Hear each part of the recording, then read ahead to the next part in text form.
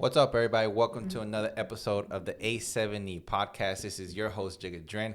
Guys, today we are on episode 37, I believe. This week, I've been able to crush out. This is the third episode, 35 being with Max from Mexico, 36 being yesterday with Mark, and today being with a good friend of mine. A very similar situation to Max. Haven't spoken to Damian in a while. We've interacted every once in a while on social media, but yeah, guys, today I have a special guest. Thank you so much for tuning in. Before we start the episode, please highly consider subscribing to the channel, as it helps more than you know. And as always, I'm super grateful. Damian, thank you so much for coming in today, man. Thank you. Yeah, so I think it's gonna be. So it's a similar story with Max. So Max mentioned how we met at Forza and whatnot. Crazy. But before that, give us a little background, about you, Damian, and kind of where you're from. Yeah, I'm from Magallan. I was born and raised here in Magallan. My life was dedicated for soccer. As you as well. As Max. As many of us in Austin that we all met there. It was dedicated for soccer. We thought of ourselves as future professional soccer players, which we got along to see professional soccer players like Mackenzie and Julian. Which is very cool. It's great to see that. It's great to see that. Although we didn't get there, but it's good to see that other people that we interacted with did get there. Yeah. And it's crazy. I went to an Austin FC game. Okay. When Mackenzie was here. Yeah. And he helped me go backstage and stuff like that. Oh, really? Yeah. So it was pretty cool of him. Afterwards, I don't know if we hanged out afterwards and went to like Rainy or something like that. Mm-hmm. I don't know. I can't remember. But I saw Kikuta there. That's for Kikuta. sure. Yeah. Yeah. Okay. I saw him there. We exchanged numbers and stuff like that. Since I met him when I was in Houston. Okay. Which was before. Well, I wasn't in Houston, but I went to try out with Houston. Okay. Rush. Right. And I saw Kikuta there. And man, he looked like 28-year-olds playing with like 16 or 17. And he scored a goal from half line. Yeah. And we were all so amazed. But yeah, I'm from Magallan. I went on to another story. Yeah. I'm from Magallan. Played soccer here. My family's from here. Well, my family's originally from Reynosa. We came over here. And I also played in Reynosa and here, just like a lot of people go play in Mexico, just because the level is different than here. And yeah, when I started taking it all very seriously when I was like 8 or 9, training every day with my dad. And we knew that there wasn't an opportunity here for me to grow as a soccer player. So we thought to go different routes, which was going into Mexico to train with Fuerzas Básicas over there. But my mom didn't let me. My mom would not let me go there, stay there. And by yourself? Yeah, she barely let me go to Austin. Yeah. That's when I cannot remember how I got to Austin. Yeah. I think it was that David made a camp here in the valley. And he probably saw me, or he brought a team down here. He saw me and Robert and a bunch of other guys. I think it was Martin, Martel, and Max. You remember those guys? Yeah. Yeah. I remember Max and Martel. Yeah, from Laredo. Yeah. Martin is from here, from Mission. Okay. And so we all went, and we stayed with Jojo's dad, with Coach Valera. Yeah. It was a story there too, man. We were going to school at Leander Rouse. It was in the house. I think Coach had made like 2 extra rooms. Yeah. With 2 beds in each room. So it was me and Martin in one room, and then Max and Martel, and then Jojo in his own room. Yeah. And Coach, and it was a blast, man. It was a blast. And it was a blessing as well. How old were you when you made your transition over to Austin, essentially by yourself, because nobody from your actual family came with you, right? No. Yeah. So how old were you? We were all 12. Yeah, we were freshmen's. Which Wait, 12 years old? wait, is that You eighth were grade no, I think you were like or 13. 13? You're around Yeah. 13 because I remember you went to school in Austin as a Mm-hmm. freshman. Yeah, as a freshman. Right. Yes. And so I mean maybe you turned 14.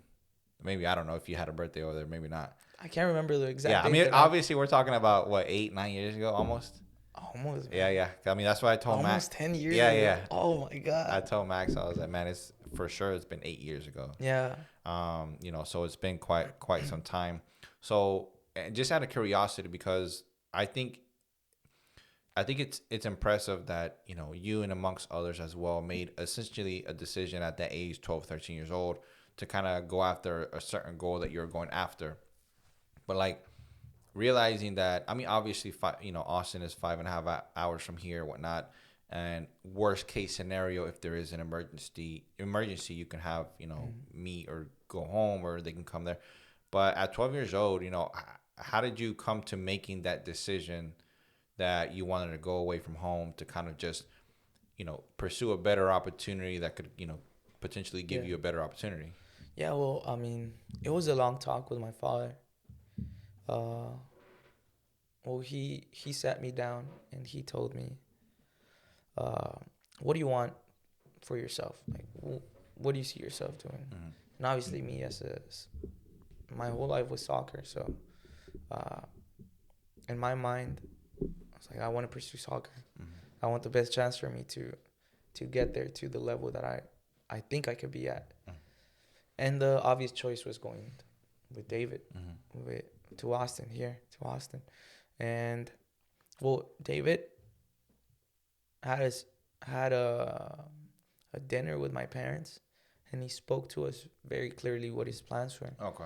which was not even here in the United States. Mm-hmm. It was going to tournaments in Europe, Mm-hmm. as we did go.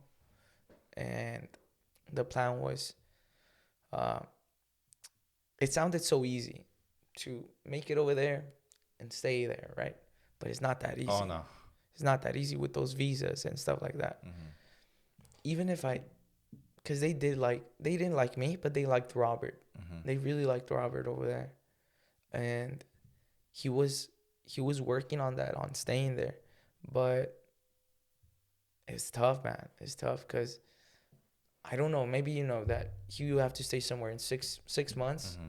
and then move to another country Mm-hmm. for 3 weeks, and then come back to that country. Yeah, it's essentially to kind of restart like the visa. You Yeah. gotta get out, for a certain amount of time, and you have to use your visa again, like if you just started using it. Mm-hmm. So I mean, I'm definitely aware of that. Like if when it comes to having to use your visa, if you're in another country, I mean, we've had those people or people in that situation. Like for example, I don't know if you remember Rafa Castillo. Whenever he would The come, short guy. yes. Yeah. So I mean, for him it was similar. He had a visa. He had to he was always talking about it. He was always having to be aware of it. Because if you don't, obviously you can get in trouble for being in the States too long if you're not a citizen. So I mean, I can definitely imagine the difficulty behind that. Now, when you went to, so I guess my question is, you, Damian, how you at 12 years old decided that you were okay with going to Austin away from your parents that you were obviously with for Yeah. your whole life prior to that? What made you kind of be like, okay, you know what, that's fine. Like I'll go on my own. I'll do what I have to do. How did you come to that decision?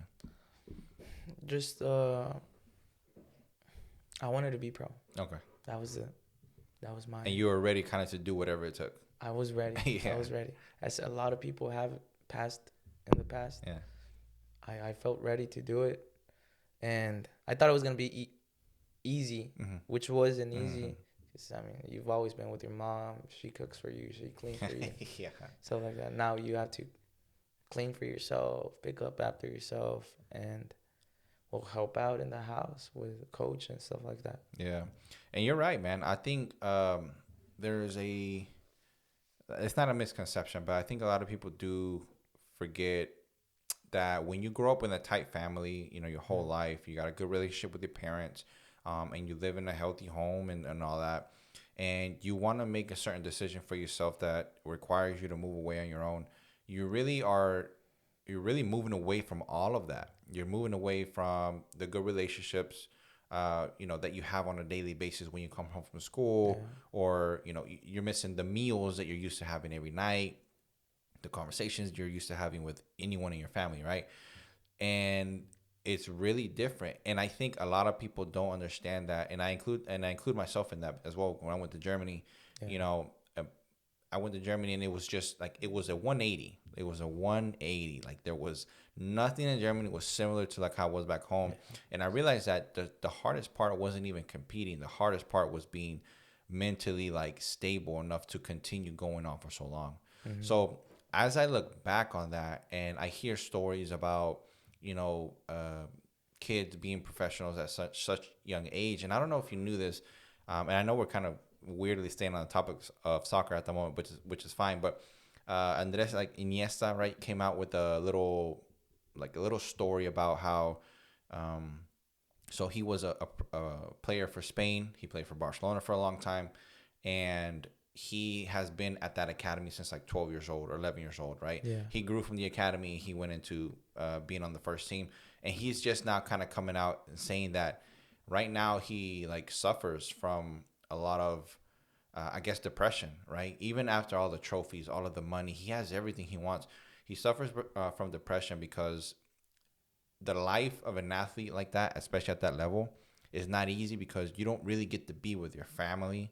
Yeah. Like you miss birthdays, you miss anniversaries, you miss some professional players say that they had to watch their kids grow up from the screen of the phone, right? Yeah. Like FaceTime or whatever, and that he's doing therapy now. And it's strange that because once he kind of made that statement, it's kind of been popping up from other soccer players as well, famous soccer players.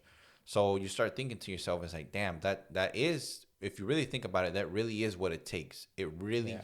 is what it takes when you sacrifice anything that you wanted to do with your family, like again, family time, or you wanted to just go home for a certain amount of time. If I'm not mistaken, I think they usually have like 30 to 60-day break within the year, but other than that, I mean, Which is the summer, I think. yeah, essentially, other than that, they're training and they're traveling nonstop, and um it's kind of like a decision that you have to make, right? Yeah, man. I mean, that's the business of it. Yeah. You. It's some people call it a job.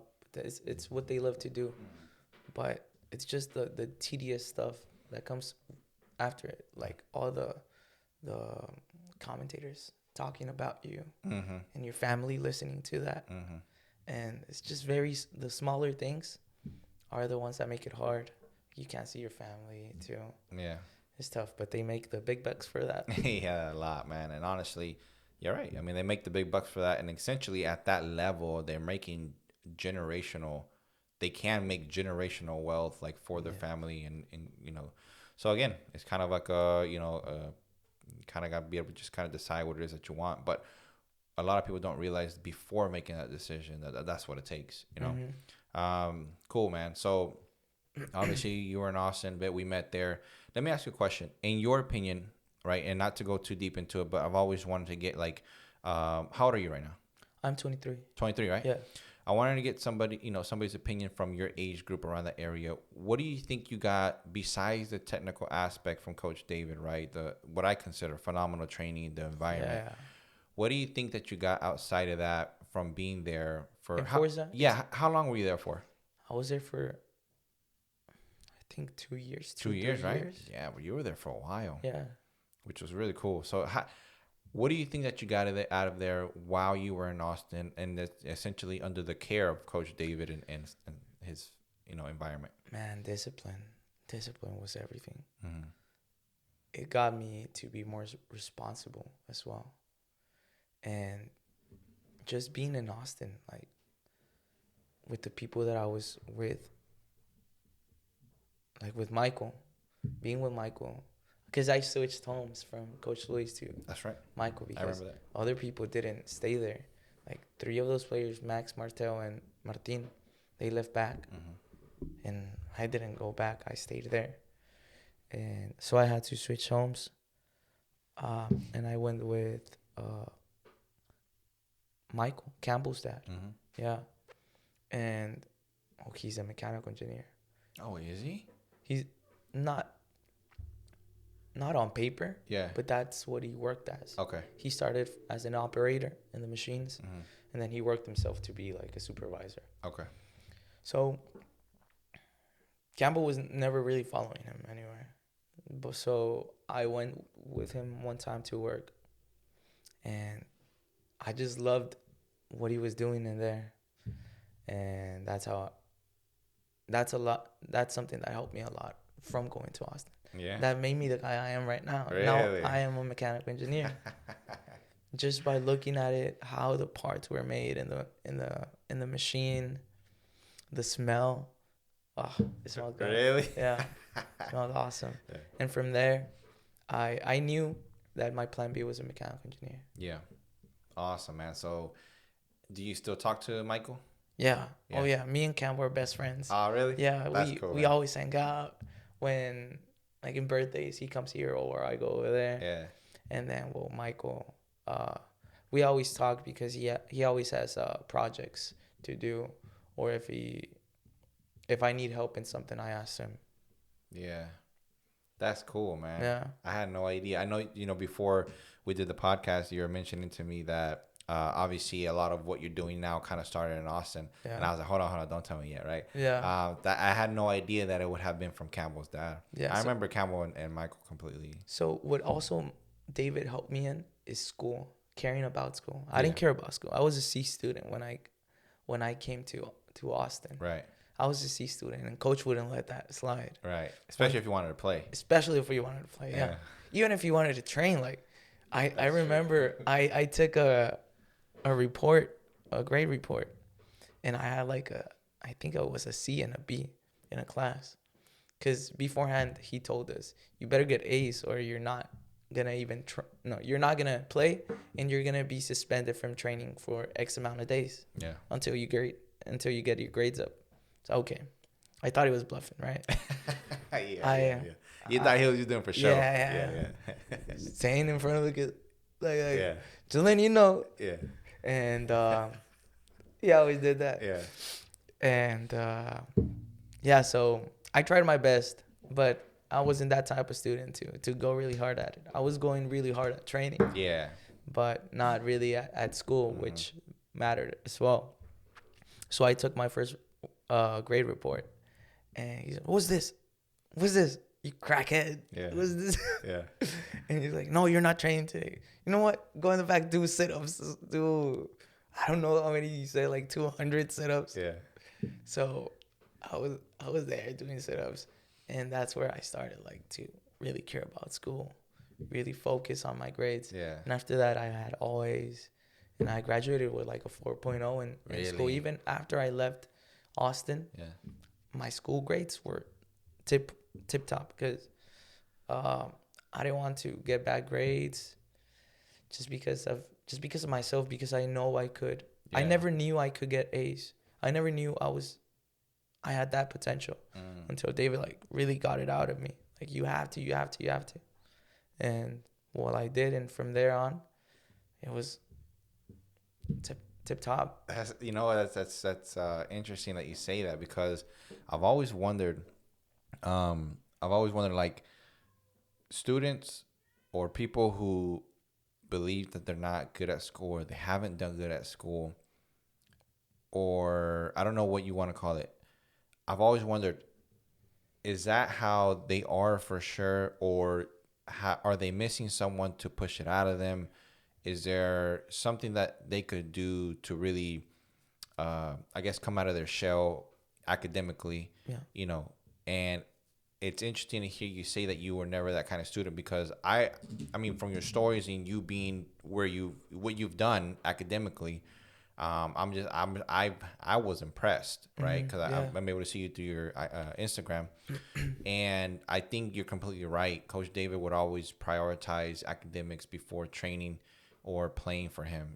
Everybody wanted to train with Coach David because of the quality that he brought, right? Yeah.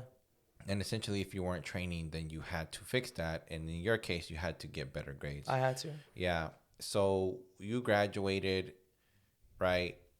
you went on to what happened after you graduated from high school? After I graduated from high school, it was tricky because I had a. It's a funny story. I had a full ride over here at UTRGV, Right. where I ended up being. But me myself, I was like, no, I can do better than UTRGV. I want to like a Pac-12 school. And so my friend Robert, he was taking a gap year after high school. And a gap year is being what? Taking one year off. But it doesn't affect your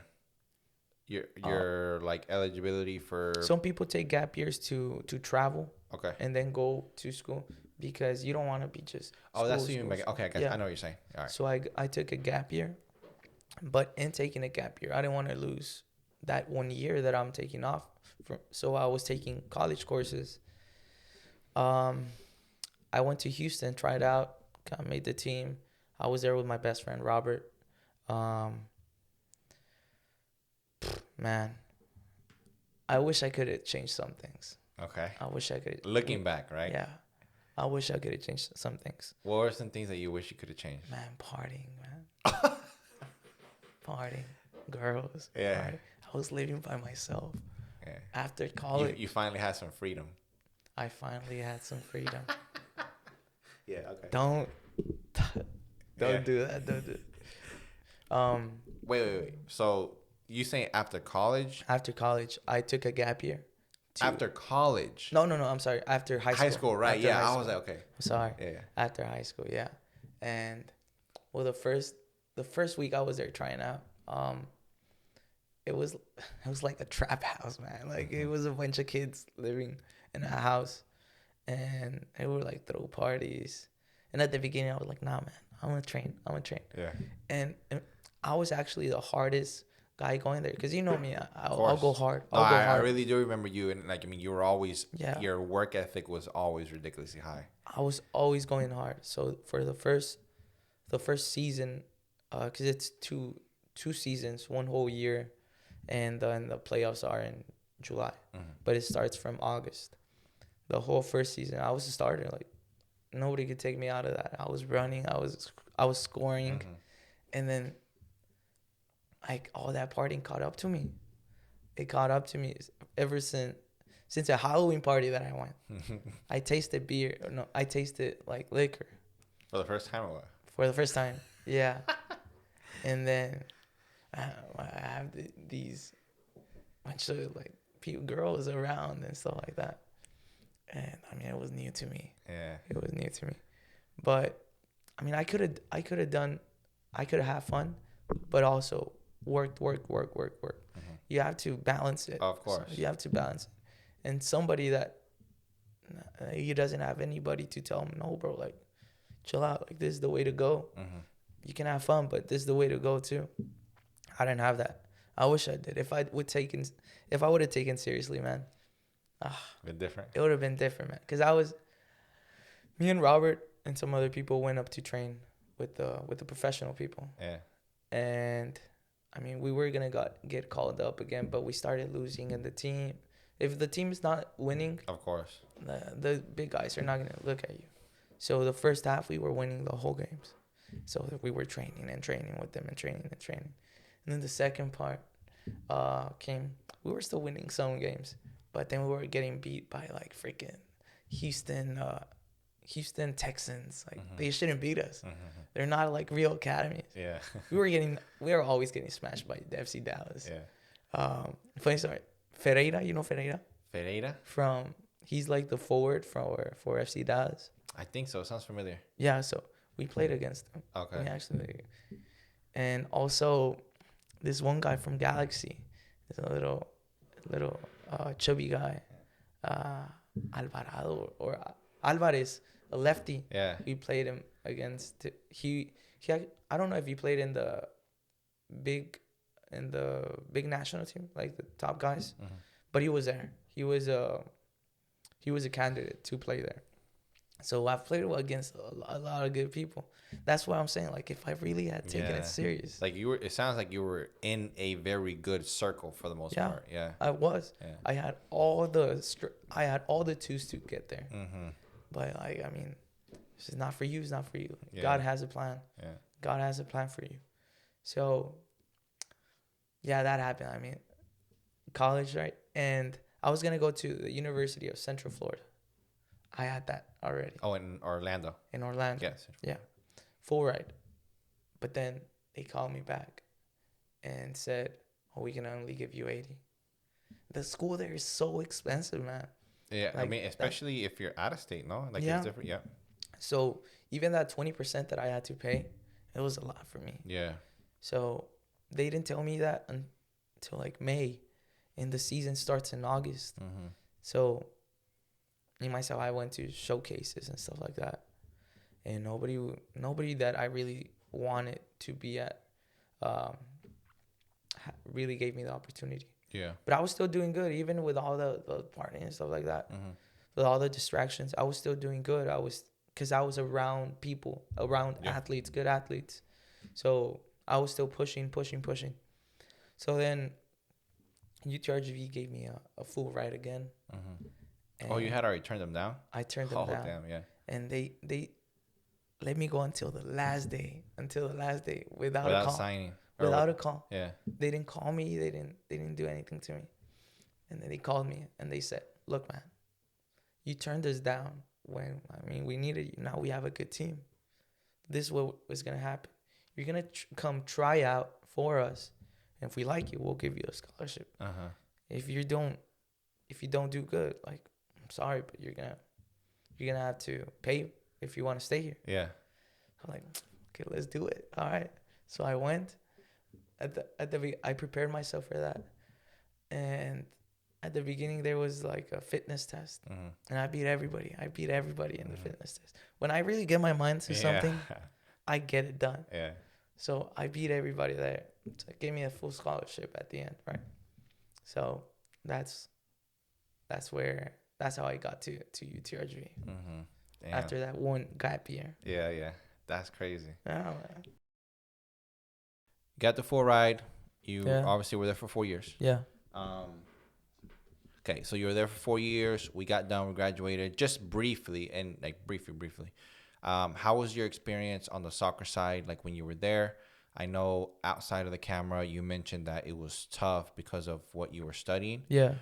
Give a little background of that, because I'm gonna be honest with you. Like I had never thought about it, but you're right. I've always wondered, are there any majors or any certain, academic routes that athletes take that really could interfere, with their sports in the school? Yeah. So, coaches or football and anything, coaches really want you to have time for your practice and everything like that.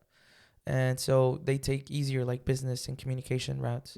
But me, I wanted to be a mechanical engineer. That's what I really wanted. Mm-hmm. And well, I started off, and my first year was easy. I mean, I only had basics and easy classes until the second and third year. All my laboratories came in, and I had to really attend them. And classes started to get challenging. And my coach he was doing a lot of video. Like you had to watch Like video, film watch, practices, gym sessions, and also like team bonding exercises and stuff like that. And okay, yeah, that would help the team a lot, but it wouldn't help me because I had classes. I had a lot of classes, a lot of hours, and it was hard stuff that I had to study for, prepare for. And so the second year got a bit challenging. The third year got even more challenging. And then my coach he just told me, like, you're not having time for us. You're not putting in the time that others are putting. And you're going to have to, like, choose, man. Like, do you want to stay in the team, like, professional route? Well, I've always wanted to be professional, obviously. It was a big choice for me. I had to speak to my dad and go into pros and cons. So at the third year, I stopped playing soccer. Really? I stopped playing soccer and started being a mechanical engineer, getting into the groups that I never could get in. And I could never find opportunities by myself. Yeah. I looked for them, but nobody would tell me, okay, this is the route to go. This is what you need on your resume. I had nothing on my resume. Only playing soccer. That's on my resume. Point. And some other people don't. Some companies, big companies, don't care about that. That's right. The how I got into working at Bose is that now I had more free time, so I was looking for a job in school, an undergraduate research team. So there was this professor, and he was the one with the connection to Bose. He told me, "Are you interested in acoustical engineering?" I don't know anything about acoustical engineering. He said, "Okay, come into my research group." And the only reason he let me into that group is because I aced this class. It was easy. And well, it wasn't easy. Yeah, I was like, my man, no big deal. But he made it easy. He was a good professor. I would ask a lot of questions, and he helped me get into his undergraduate research team. As he saw that I was doing good on his undergraduate research team, we were looking for new types of polymers, and that was the research. And also like stuff with lasers and a lot of stuff. But he said, "Look, man, there's a big opportunity in Bose, but it's far away. Are you willing to go?" Like, yeah, man, it's Bose. Like, what do you mean it's Bose? Yeah. And he was like, "Okay, let me talk to the guys over there." So then I get an email about a recruiter saying that I've been well recommended. Well recommended. And if I haven't any accolades for me to say. I was like, no, I'm all these 3 years I've been dedicating myself to soccer. So then they're like, well, what do you know about acoustics? And then I just went on and on. I'm like, okay. Wait for me 3 days and we'll get back to you. So that was the first interview. The second interview, it was with a principal acoustics engineer. And he just wanted to know me, wanted to know if I fit in their culture. Like personally? Yeah, personally wise. Obviously, I fit in. I'm a friendly guy. I like to learn. Correct. I work hard. So he really liked me. And he was actually a guy that I was with every day. And then, okay, after that, I spoke to the project manager, which my project was working with aviation and military headsets. So that manager, he asked me like theoretical questions about acoustics, like stress and strain and stuff like that. And I answered it correctly. The things I didn't know. He told me this one question, something that I didn't know, and I was like, I'm sorry, I don't know that question. Like, good. That wasn't even a question. I just wanted to know if you were the type of guy to just blur out stuff. So if you would have said something, I was just like, it's this. He would have known. Yeah. That's interesting. He would have known. Yeah. So he was like, nah, I like you. I mean, your last interview is gonna be. I know since you can't come in person, I'm gonna make it a virtual. I've been doing everything virtual. So the last one was with it was a panel of all the Bose, the board members, I guess. And were you nervous at any of these interviews? In my mind, I wasn't nervous because I was like, I'm not gonna get this. So I'm not. So it's like you had nothing to lose. Yeah, I had nothing to lose. Yeah. In my mind, I was like, all right, let's just get this over with. Yeah. Let's just go as it goes. Do you think that's an advantage? Yeah. If you think the worst, but you got to find yourself, you got to find something to get you calm. Yeah. Because if you're nervous, you're like, I'm trying to respond to everything. No, I mean, you just take your time. And if you're confident, they're going to sense that you're confident. Yeah. That's a good point. Yeah. So the board also asked me about what I was interested in. What can I help them do? That's what they asked me. And, well, I said, I don't know what I can really help you in. But what I can bring is the knowledge that I've learned from over here. And a lot of ganas. A lot of will to learn, a lot of ambition. A lot of ambition, yeah. Yeah. And yeah, they liked the little speech I had. And well, I felt like they were already gonna get me just because of my professor. And that, and I mean, your prior interview sounds like they went well as well. They ran really well too. So, okay, now the process was going there. Graduated in May. I graduated, and in May I left. I left to Boston. Man, it was challenging going there by myself. It was like if I was going to Austin again. Yeah. To those trials and stuff like that. But now you're actually fighting for your food. So I got in there and I saw the labs and I was like, what the heck? Is this where everything is made? Yeah. And then I'm like thinking to myself, like, how did I get here? Like, how did I get to the main company where all the Bose inventory is made? Yeah. It was crazy to me. So the first day I took it all in. The second day I had to get back. I had to get to work.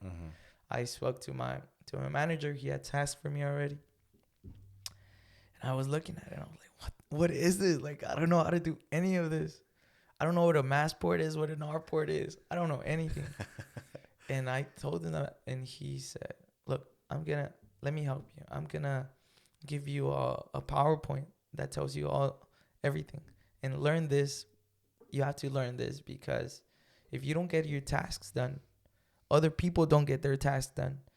This is a production company. Right. I'm the acoustical side. Other people are the electrical side. Other people are the mechanical side. Other people are the manufacturing side. So if I don't get my stuff done, they don't get their stuff done. And the company loses money because it's by time. Like, time's money, man. Yeah. So I had to prepare myself. And when you're hungry for something, man, you fight. You fight. You learn it. You learn it. And I learned it. And I also was watching what people were doing.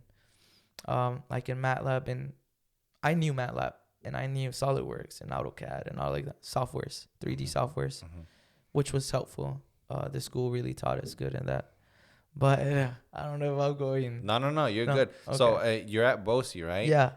Your second day in, and out of curiosity, so you were by yourself. Yeah. How was room and board organized for you, or you flew in and you had to kind of get your own place? Or so it was crazy, man, because I was looking. They told me that I was that I got the job like a month prior. So it was a job. It was a job. Okay, cool. So they told me that, so I had to look for a place to stay. I was gonna stay in this house in Harvard. You know, there's Harvard, Cambridge, all those schools, the Ivy League schools. That's right. They're there. Okay. So I wanted to stay in a house of like 5 guys, so I can only have to pay like, which would have been perfect. 600, 700. Yes. So wait, so with 5-6 guys, you would have paid like 600 still? Man, I paid 1,500 for where I was staying. What was how many rooms and how many baths? It was I had my own room and my own bath. And I was living in a lake house. That's why I was paying that much. Okay. That's not bad. I was treating myself. Yeah. I think that was a good choice in my opinion. Yeah, especially if you had a job, you got income. Yeah, I got income. That's fine. Yeah, so I wanted to treat myself. I stayed at that lake house. But before that, I was going to stay with these guys, from 5 guys. One of those guys, which became one of my best friends. Up to this day, we always talk. Like at the last week, they said, look, man, we can't let you stay here. We got somebody else to stay here already. So I was like, where am I going to stay? What am I going to do? Where am I going to stay? So I started looking on Craigslist, man. Oh, my God, Craigslist. Some people said, no guys, only girls allowed. I was like, oh, my God, Craigslist. Yeah. And then some other was like, if you take care of me, you can live here for free. I was like, fuck. Heck no, man. Get out of here. Yeah. But thankfully, I mean, like I said, God has a plan. Yeah. I found something. I found something on Craigslist. Okay. So What was the I caption on the Craigslist? no, the caption was like a lake house, blah Yeah. blah blah. Blah. I was like, all right, let's see, because there was some shady guys like there. Yeah, yeah. So I called and so we got all that stuff done. I had to pay up front a little bit more just because I didn't know how long I was gonna stay. So I paid everything, had everything done. Came to Boston. Mm, did not have a car. Okay. I had to commute in my electric skateboard. Okay. Yeah. It only I was doing the research and I wanted to stay something the radius of 2 miles. Mm-hmm. So I don't have to do a lot. But there wasn't nothing that close. So this place was 7 miles away. And that's exactly what my scooter gives you. Or skateboard. Electric skateboard Yeah. gives you 7 miles. So the first day I tried it out. I didn't even get halfway. So I had to stop in at Dunkin' Donuts, recharge it for an hour, and then go again. But it was roads that it's just one way and then the other way. Yeah. So it was scary. It was scary to do that. Luckily, man, I found buses that take you from a mall, which Yeah. I'm 2 miles from. So I would just skate to the mall, and from the mall they would take me all the way to Bose. Okay. Lucky, man.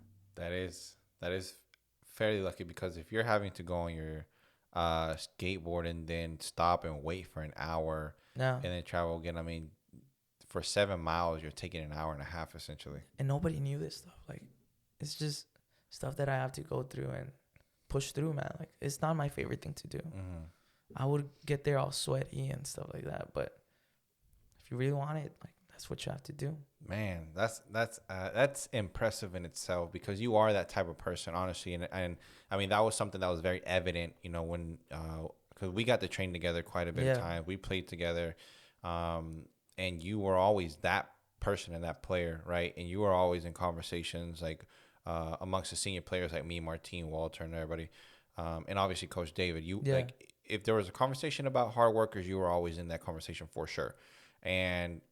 So to hear you kind of go on that experience yourself, and when you tell me these things that you're having to figure out these, solutions to temporary problems, and you're willing to sacrifice, like, even though I'm not surprised, it's still so impressive that you're doing it now on your own 100% when you were in Bose. Now,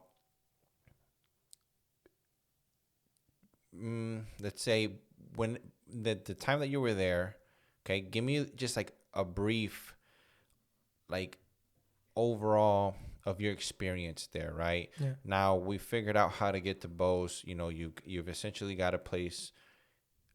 The day-to-day tasks, the interactions, right? How was the company? Because Bose is a very popular brand, man. Yeah, man. And I mean, I know what you mean when you say, like, you get to a place and you're like at the headquarters of wherever everything's being created, and you're like, you're in awe. So how was like the day-to-day experience for you there? Yeah. So my day-to-day, there was no clock in, clock out. You just have to get your stuff done by the end of the week. Doesn't matter how you do it. If you come a full day, stay the whole day, or if you come in 2 hours, 3 hours a day. So there was no fixed schedule, but I always like to be there at a time. I like to work on a schedule. That helps me. Yeah, stakes, like a structure. A structure, yeah. So I would get in there at 9:30. I knew my bus. There was 3 buses, 3 routes that would go there. One at 8:30, one would get there at 9:15, and the other one would get there at 10:30. And that was the last one, because since it's a business neighborhood, the buses stop until 3 o'clock. Okay. They take you back to the mall. So I would get up at 8, go run a little bit, eat, get back, change, and I have to be by the mall by 9:15. The bus takes me to my work 9:30. I would get there, clock in, Um, work on my task. What I had to do sometimes I would have to work on CAD systems.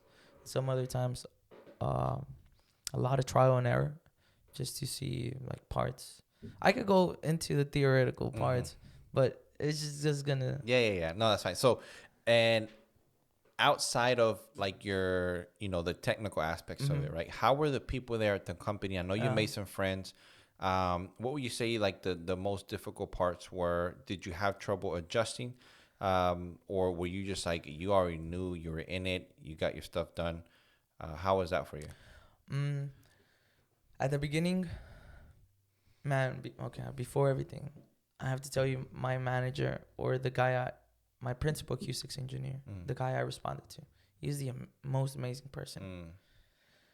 There's people that are lucky to get good managers or good people to help you, and then there's other people that their managers are just not great. So for my experience, my manager made it the best move I could ever imagine. Like, it wasn't hard at all. He would help me learn, and he would also see my hunger to grow as an engineer, to know more stuff. I was the first one there and the last one out. Overall, all the people were great. Yeah. They were all willing to help me because I was a nice guy. Yeah. Man, if I'm arrogant, I'm like, I know everything. Nah, I'm so smart. 100%. They'll be like, who are you? Yeah. And they won't really help me in things that I need. Even when I was doing things wrong, he would have so much patience. And he would teach me. He would tell me the basics, start off from the basics. And we got a lot of stuff done from that. So, what I did, my contribution there was in the airplanes. Let's say like these, but then those have mics, the airplanes. Right. Those are the 820s. Those are the models that are right now. So we went on an airplane. They took us on airplanes. I think you have a picture of that, right? Yeah. They took us on airplanes to see the frequencies and how they work. So we found that there was miscommunication, or there was dampings in the landings and the takeoffs of an airplane. So me and him, we looked at each other. We were like, how can we fix this so we can implement them to the newer models, which are the A30s coming out in the spring. Yeah. You'll see my contribution there. Yeah. That's awesome, actually. Yeah. So you had some direct contribution to the new models coming out. We had some. Man, I might have to get some just because of that. They're Wait. That's for like planes. They're $1,000. Wait. But those are for pilots. For pilots. Okay, so I can't get those. All right. You can. You can use them. What can I use them for? For anything you want. Like gaming or something? You can use them for this if you want. Really? Yeah. They're really nice. $1,000 though? Yeah. Those would be like 1,500. Wow. Yeah, they're expensive, man. But they're really nice.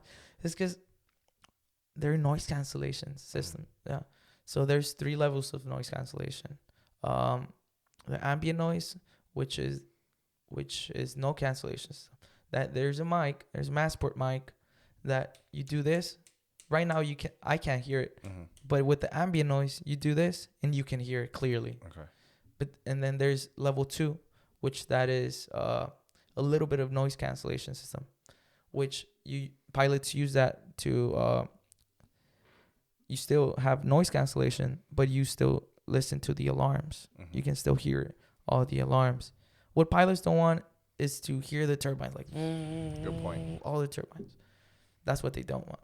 So that's why they buy noise cancellation headsets.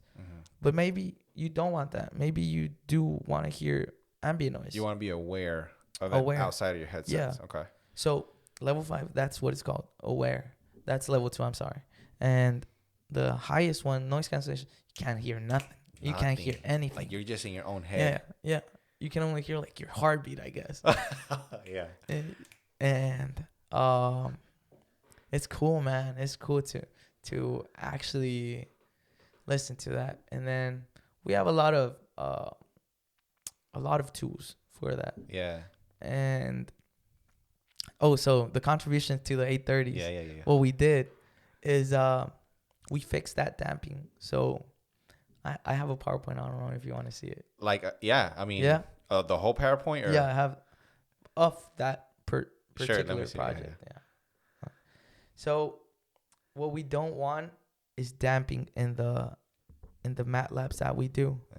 So I had to modify the back cavity. The back cavity is the actual headset. And here it is. Let me see. So I don't know if I'll be able to appreciate it just because I won't know exactly what I'm looking at. Yeah, but no, that's fine. That's okay, fine. so we got a little I'll teach a little bit about acoustics. So if it's the more linear the graph is, the better the frequency is with the tower. Mm-hmm. And then so we saw that in those 820s the damping was in a mass port. Yeah. A mass port is like a little microphone, a little microchip. Yeah. In the back cavity of the headset. So you're gonna see a gray model there. Yeah. And it goes from long to being on top. So we just changed the displacement of the surface area of all of that, of that model. I redid it on SolidWorks. I tried it on the MATLAB machine, and at the end we tried the headsets on.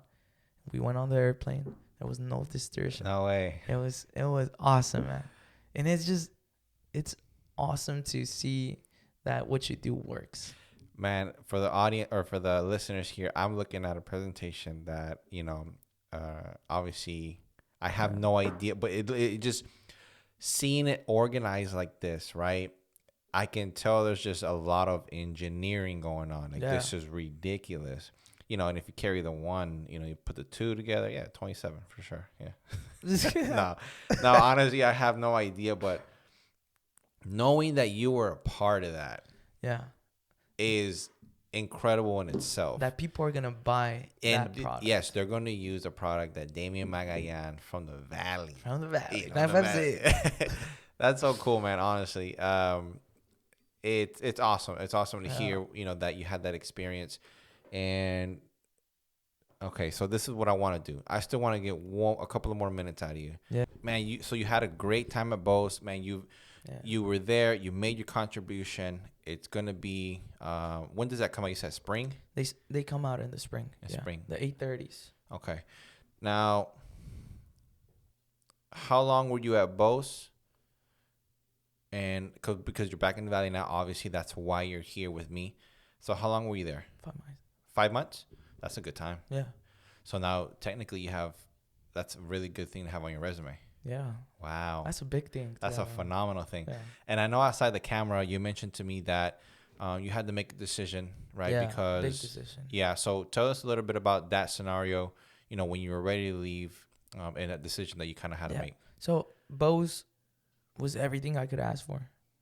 But that doesn't change the fact that my family is here. And my family for me is a big thing. It's a huge thing. I want to spend time with my parents as long as I have them here. Which you never know. Maybe tomorrow you don't have them. But I want to have the luxury to spend time with them as much as I can.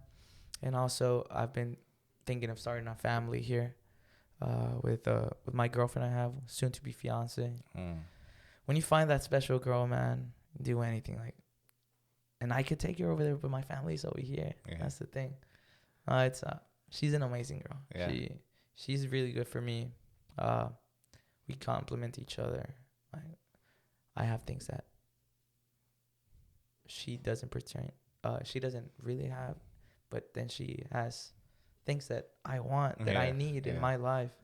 She pushes me. She always pushes me to be the best me. I wasn't even gonna go to Bose. Yeah. I wasn't gonna go to Bose because she helped you make that decision. She was like, "You should go. You should go. You're gonna come back a new man, a new engineer," and I did, man. I did. Spending time with everybody that's already married shows me the things that I have to really focus on, for your future. Yeah. And it was just a good experience. I grew as a man and as an engineer. Yeah. Over there.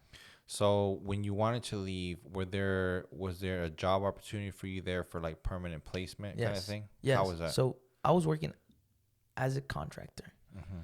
because I mean they didn't know if I was a good engineer or a bad engineer. So it was like a trial.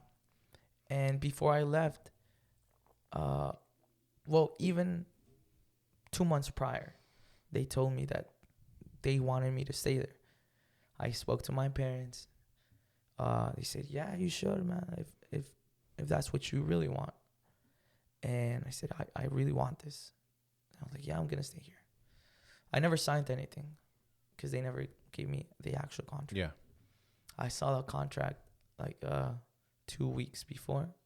Before you left. Before I left. Yeah. I saw a contract. I was like, "Damn, I've never seen so much zeros." What is it? I've never seen so many. You never seen so many zeros? Yeah, and it was very tempting. Yeah. But my family's not there. Yeah. So real quick before you move on. So one thing that I like to, in today's society and culture, sometimes people feel a certain way about sharing like salaries and whatnot, right? Mm-hmm. And there's this theory or conspiracy kind of thing is that was intentionally made to where everyone has this weird feeling about sharing salaries because the higher ups, like the extreme higher ups, don't want people to know what the person is making at the job. Okay. So let's say, for example, I'm an engineer, and I come and talk to you, and then I ask you, "Hey, Damian, how much are you making at Bose?" And then you're like, "Oh, I really don't like to share that." That's fine. That's normal. But there's this theory that was intentionally created so that if I come to ask you how much you make, you don't tell me. So when I go and apply for the job, they get to determine how much I make because I don't have knowledge of how much you're making. So I won't be able to actually determine, okay, well, if Damian's making, I don't know, 90 grand, how are you going to offer me 70, right? Yeah. So if you don't mind, I don't mind. yeah. So what, when the contract, you haven't seen so many zeros. Yeah. Like how, what was the offer that they made you? Yeah. So as a starting, well, not a starting. I was already gonna be like an engineer, like engineer, not entry level. I already had experience. Man, that's so cool, man. Yeah. So they were gonna give me 125,000. Yeah. A year. Yeah. And I signed out like that. Oh my God! It's so much. It's especially at 20. 23. 23. But it's so expensive to live there. Yeah, but I get that, and you're right. I get that, and there's also different tax laws and whatnot. But but at 23. At 23, yeah. Come on, man. At 23, and then, well, I'm not gonna. I know myself. I know my worth, and I know I let that go, but I know there's something better for me. Yeah. With my family, there's different types of riches. There's money rich, like being rich with money, and there's being rich with happiness. Yeah. Being rich with family, and money is not my rich. My rich is my family and my happiness. Yeah. At the end of the day, because if I could be happy over there, but until when? Until when? And my girlfriend, she can come with me, get married, right? Come with me. And she's gonna be happy until when? She has no family over there. And it's not easy to come from here over there in an airplane. It's expensive. Yeah. But obviously it's a change. But it's just me. I mean, everybody's different. It's just my thinking. Yeah, and I love the fact that you say that and that you're aware of that, and you're 100% correct. Yeah. Riches is in different forms. Whether it be money, happiness, family, and you're very correct to think that. I think that's very mature as well. You're very aware of that, and you're right. You could go over there. You can take that, no problem. You can take your girlfriend. You can get married, whatever. Yeah. And then you're gonna say you're gonna be happy until when? And you're gonna be happy until you guys are both unhappy.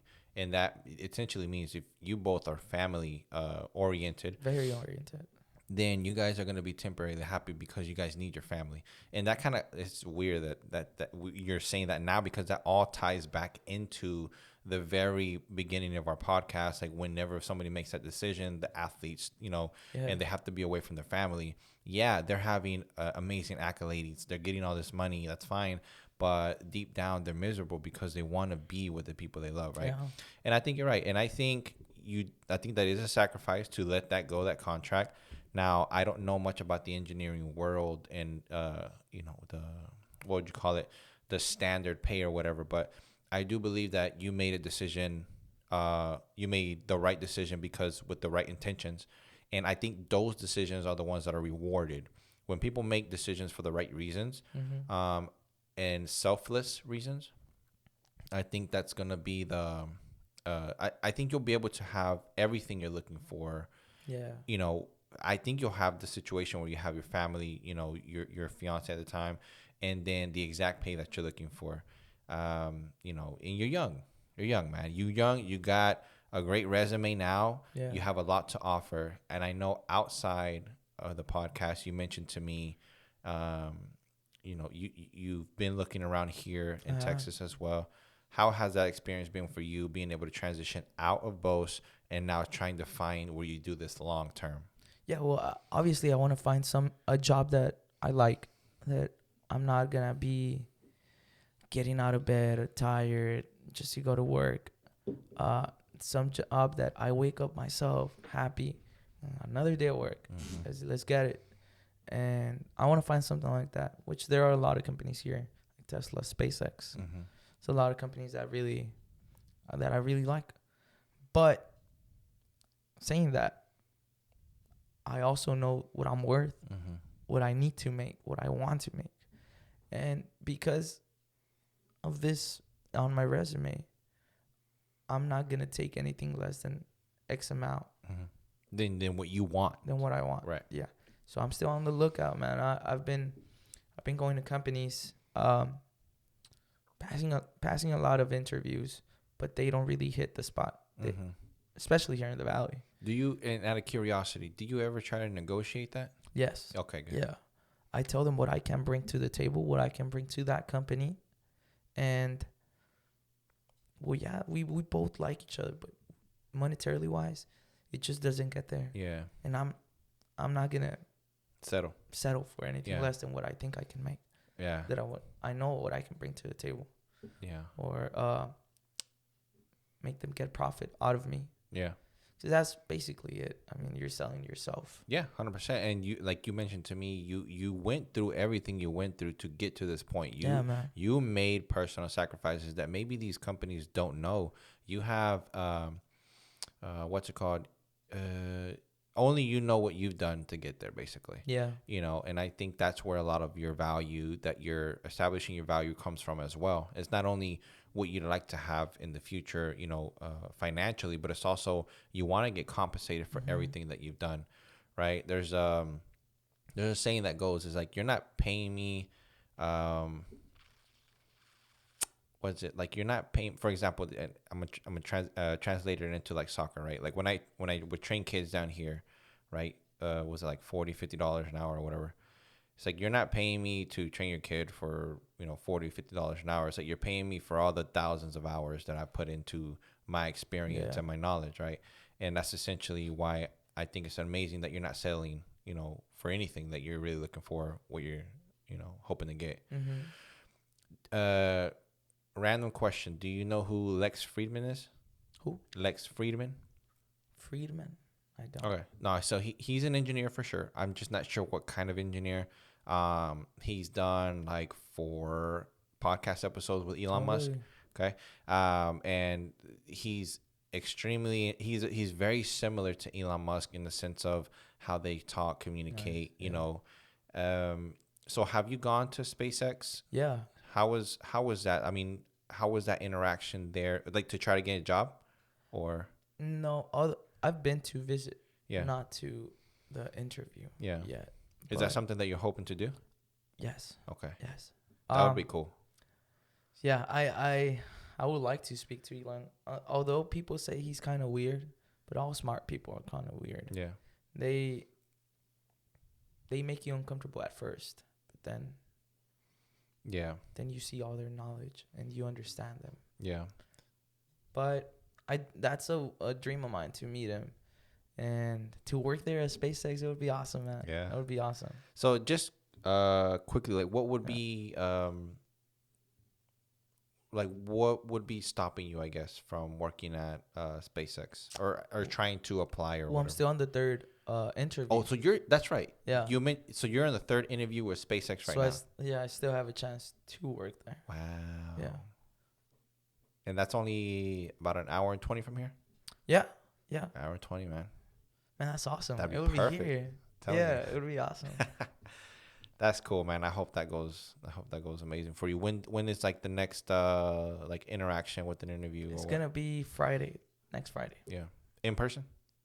On the phone. It's the third one. Okay. On the phone. Cool.